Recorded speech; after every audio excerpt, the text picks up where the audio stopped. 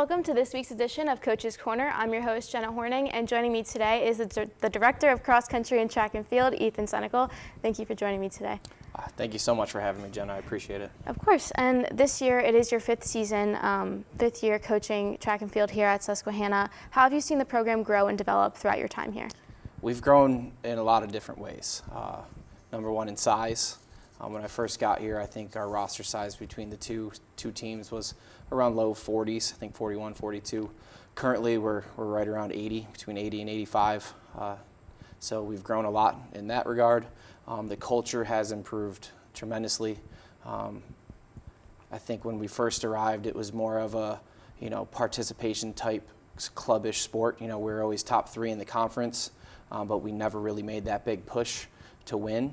I think ultimately with the wonderful facilities we have here at Susquehanna, paired with the great academic programs, everything was here for us to achieve, more than top three in the conference. So we've improved obviously in talent, won a few championships over the last few years, but ultimately the culture has grown tremendously from, like I said, more of a participation type sport to a strong nationally ranked Division III program. And I think that chemistry and the team all coming together and the size, that all kind of works to this past weekend, which was the Indoor Landmark Track and Field Championship meet. The women and the men both won that meet, as well as you had 4 individual athletes that won their own individual end-of-season accolades. What does it mean for you as a coach to have your team succeed? It means a lot. As you go throughout the year, most of the track meets are just kind of all preparation for that championship season. It's a little different with other sports where I have conference play throughout the year. We only see our conference opponents at the championship meet. So we really train hard. We're in the weight room, every week putting in the work. And then come championship time, we need to kind of look and see what other teams have, where they might score points, where we can match up well. So going into the championship, we had a fairly good idea of where we might place, and just getting the athletes, not to, put extra stress on themselves. I said no extraordinary efforts, just go out there, perform, do what you're capable of, and we'll achieve greatness, and that was the message we really sent home to the team. The coaches, they kept everyone even temperament throughout the entire event. I've got a great coaching staff, which has done a wonderful job getting the athletes ready, preparing them for the big meets. And I really just think, all of the hard work throughout the entire year was really evident at the championships this past weekend. And you brought in a great point about your coaching staff, but also about the game plan going into champs. What would you say, do you think that game plan changes throughout the season, or was it the same in champs as it was at every other meet throughout indoor?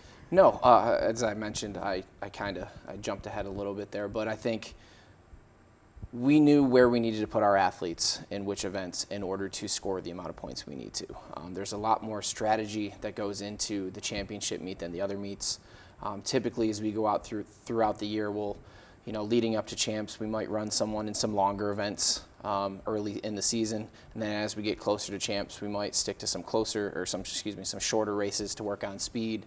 In the jumps, we might limit them and say we're only going to have you do one jump this weekend as opposed to both events, or just resting. I'm a firm believer in rest is best, so we don't really compete a lot of people the week before champs. And then championship itself, it's somewhat of a chess match, trying to make sure your top athletes line up against the other team's top athletes. And then ultimately getting those athletes confident to perform to their abilities is really the key to success, for the championships. And along with that key to success, you as well as your coaching staff, you won the men's coaching staff of the year this season. And with that being said, how important is it for you to have a supportive, passionate, and dedicated coaching staff? It's extremely important. The coaches have to share the same vision as I do, and my coaching philosophy is based on family, having everyone support one another, and that needs to be driven home by the assistant coaches as well. I've got a very wide range of coaches that have been here for more than 30 years to coaches that just started this year, and we all share the same passion for track and field and for Susquehanna athletics. And I think I have got a great group of young men and women, not some older than I am, but of men and women that have really come together to share my vision and to lead what I've preached since I've been here. And it seems with your coaching staff and your athletes, you're building such a strong program that's going to continue to prosper throughout the years. And going along with that, track and field at the collegiate level competes throughout 2 different seasons, the winter and the spring, while training in the fall. And although your indoor season is not completely over, as you have athletes this weekend competing at regionals and some going on to nationals, what are your goals for the program in the spring? Continue to build. I think, both the men's and women's programs are really at a high right now. We've broken, I think it's 14 school records this past indoor season. So we want to continue on to outdoor that momentum. If the men, can continue to do what they've been doing, this will be the 3rd outdoor championship in a row that they will win. But really, my big goal is to win the first ever women's outdoor track and field championship. Last year we were very close. We ended up taking 2nd place by 1 point. So I would really love to see our women stand atop of that podium at the end of the day this year.